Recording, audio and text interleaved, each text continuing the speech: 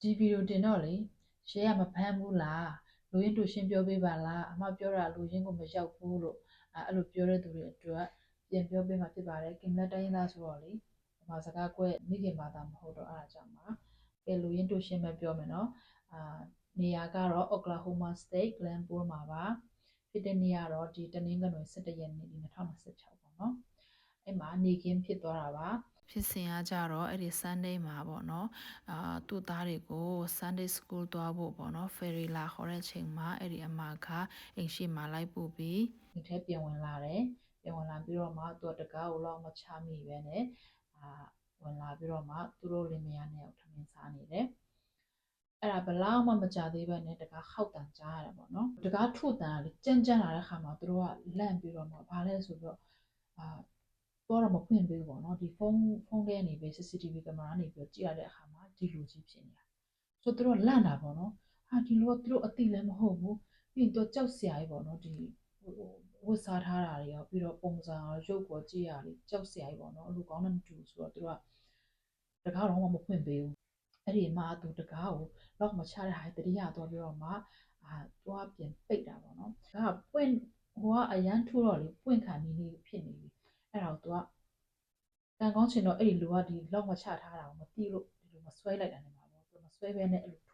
ူတော့မပွင့်တာအဲ့တော့သူကလေအဲ့တကားကိုဒီလိုစောင့်ဆွဲပြီးတော့မှဒီ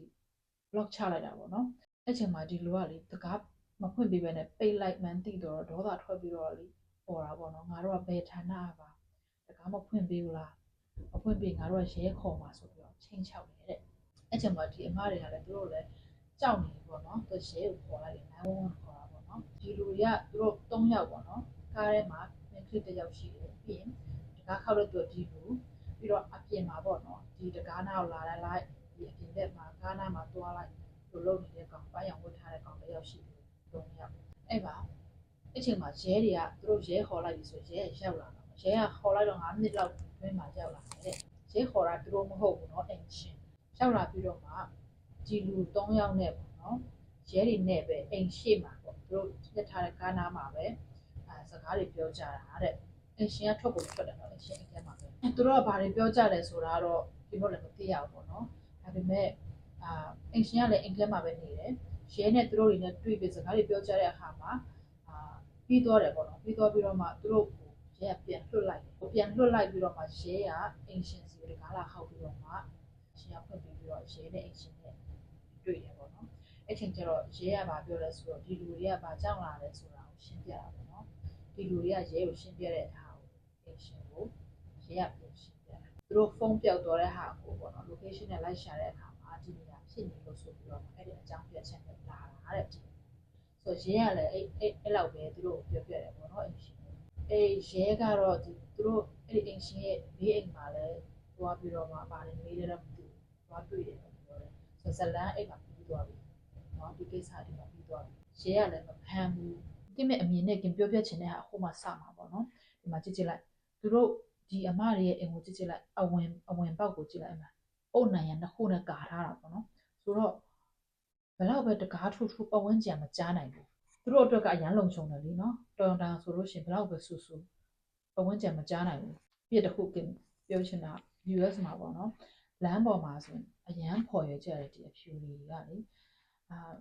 ေတကယ်အနှွေးထွေးတယ် hi hello ဘာညာပေါ့နော်ဒါပေမဲ့ကိုအိမ်မှာဆိုလို့ရှိရင်ဒီအိမ်နဲ့တအိမ်ပေါ့အိမ်နာချင်းတွေဆိုရင်မသိရအောင်အဲ့လိုမျိုးပေါ့နော်အဲ့လို style အိမ်ရှင်ကန်ကောင်းသွားတာလေတကားလည်းမဖွင့်ပေးလိုက်ပဲနဲ့ရဲခေါ်လိုက်တော့ဒါကိစ္စပြီးသွားပြီကွာဘာမှကြီးမားမဖြစ်သွားဘူးဒီတိုင်းပဲပြီးသွားတယ်တကယ်လို့ရဲလည်းမခေါ်ပဲနဲ့သူတို့ကသာဝင်လာလိုက်တယ်ပြီးတော့တကားလောက်ပွင့်နေတာလည်းသူတို့မသိလို့ပေါ့နော်သိပြီးတော့မှဆွဲဖွင့်လိုက်တယ်ဆိုရင်လည်းဟို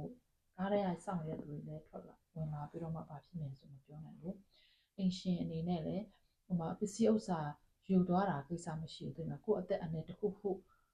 ဖြစ်လို့ရှိရင်ယူကျုံးမရဖြစ်မှာပေါ့နော်အခုချိန်ကသိမလားဟိုရေခဲတွေလည်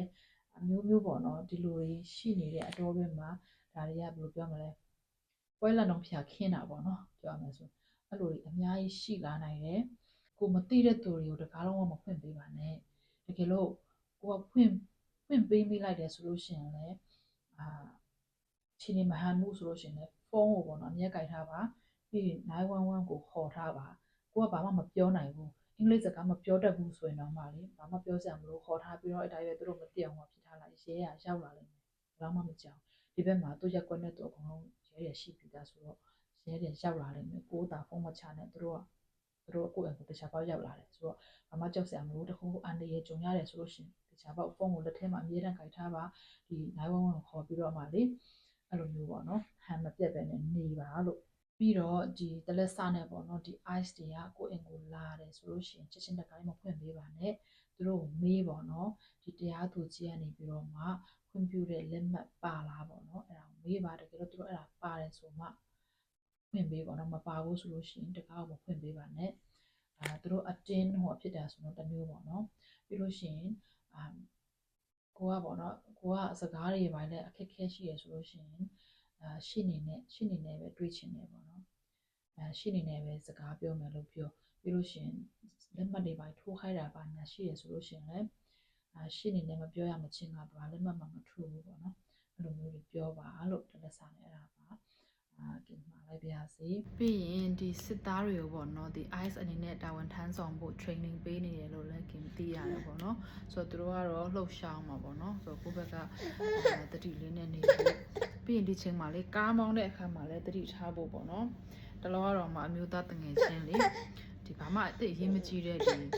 ကိုယ်တဲ့အခါမှာအချက်ပြတ်တာနောက်ကျတာစပေါ့နော်ရဲရဖမ်းပြီးတော့မှစစ်တယ်တဲ့ဆိုတော့တော်ရလာတာရောကိုအိမ်ထဲမှာနေတဲ့အခါမှာရောအဆက်ဆက်အရာရာပေါ့နော်ကြွေးစိုက်ကြဖို့ပြောချင်ပါတယ်